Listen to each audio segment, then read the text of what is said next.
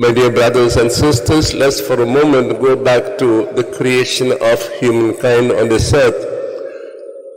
After God created humankind, man and woman, He blessed them and made them in a way heirs of the earth.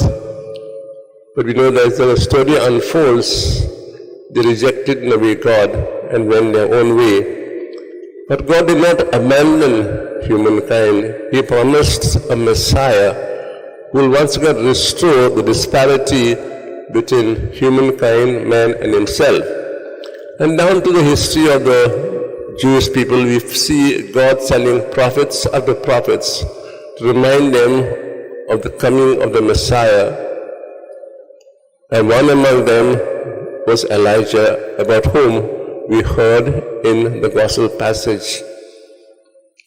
The Jews believed Elijah, and we too know, was of the Old Testament one of the greatest prophets, because God worked through him many, many miracles which were not performed or were not done to other prophets. So they believed that, and we see in Prophet Micaiah chapter 4 verse 1, that same Elijah would come again to prepare the way for the Messiah. And this Elijah came again in the form of John the Baptist. But the Jews did not accept him because he was not of their type, so to say. And we have heard much about John the Baptist in the last few days. And what did the Jews do to him? Herod got him arrested and even got him beheaded, because John the Baptist spoke the truth. And so Jesus says today, and what happened to so-called the precursors, something similar will happen to him. If the Jews do not accept the precursor, John the Baptist, so too they will accept the Messiah himself. The Messiah came in the person of Jesus and spoke about God's unconditional love for humankind. And he did this even to the very end.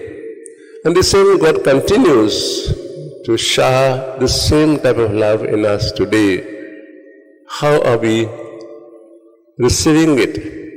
We sang in the hymn in the entrance, "Come, Emmanuel." Emmanuel is Jesus himself, God with us. God is always with us, but we need to get in touch with him.